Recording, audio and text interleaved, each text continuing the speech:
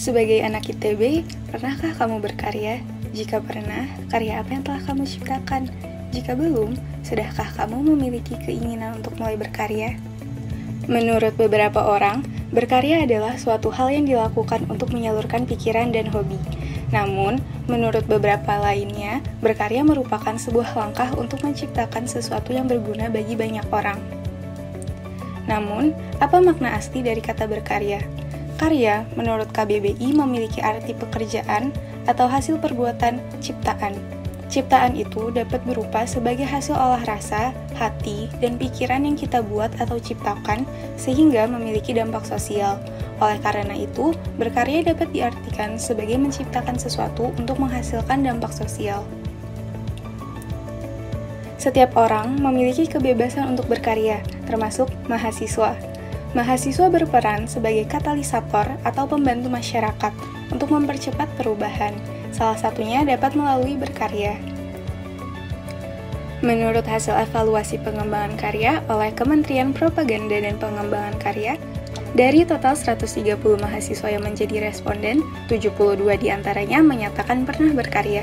Bidang yang diminati juga beragam. Bidang teknologi menempati urutan pertama sebagai bidang yang paling banyak diminati, diikuti bidang riset dan penelitian di urutan kedua. Dari 72 mahasiswa yang berkarya, 46 diantaranya menyatakan tidak mengalami kendala yang berarti, dan selebihnya menyatakan relatif terkendala. Pertama, mari kita bahas mengenai proses mahasiswa dalam berkarya. Umumnya, mahasiswa berkarya karena adanya motivasi yang tinggi dan latar belakang yang berbeda-beda. Dalam berkarya, mahasiswa melalui proses perumusan ide, pembuatan prototipe, dan realisasi dan publikasi karya. Dalam proses perumusan ide, mahasiswa memulainya dengan mengumpulkan ide, mencari tim atau partner jika diperlukan, dan berdiskusi, sampai akhirnya menghasilkan ide dan topik. Selanjutnya, mahasiswa melakukan pembuatan prototipe sebelum mempublikasikan karyanya. Berdasarkan hasil evaluasi, hanya 43,06% mahasiswa atau 31 dari 72 mahasiswa yang telah melewati tahap ini. Lalu, tahapan terakhir adalah merealisasikan dan mempublikasikan karya.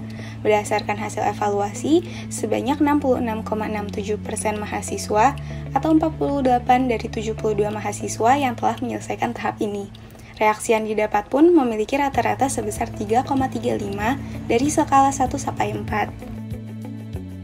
Berdasarkan hasil evaluasi, didapat bahwa motivasi terbesar mahasiswa dalam berkarya adalah tanggung jawab keilmuan dan ketertarikan pribadi terhadap suatu isu. Namun, pada beberapa mahasiswa, hal tersebut menimbulkan keharusan bertanggung jawab pada keilmuan tersebut. Selain itu, ada juga mahasiswa yang memiliki ketertarikan pribadi hanya ingin coba-coba saja dalam berkarya. Kedua kendala tersebut rentan menghambat proses berkarya. Latar belakang mahasiswa umumnya adalah untuk mengembangkan skill dan memperoleh pengalaman. Dari hasil tersebut, dapat dianalisis bahwa ada tendensi mahasiswa masih berfokus pada dirinya sendiri pada saat berkarya.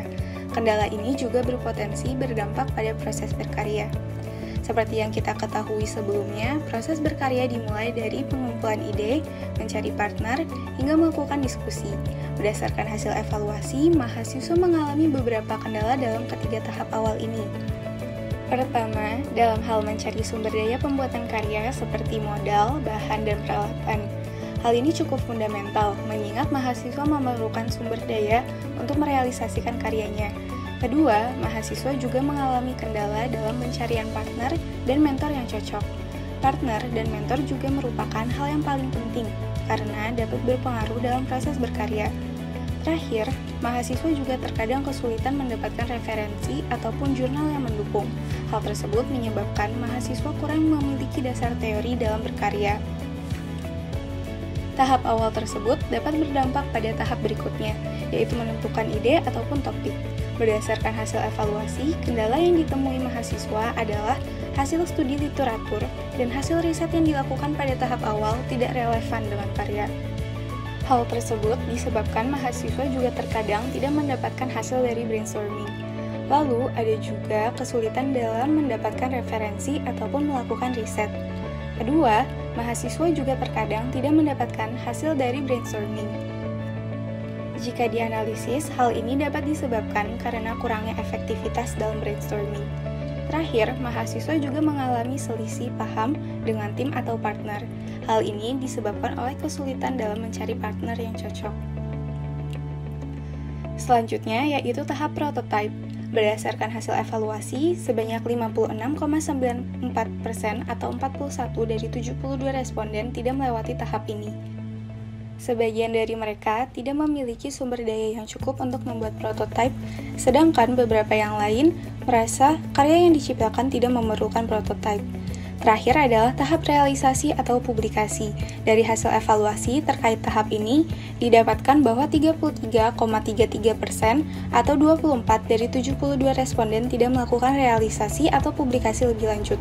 Hal tersebut disebabkan oleh karya yang belum maksimal dan kurangnya rasa percaya pada diri sendiri.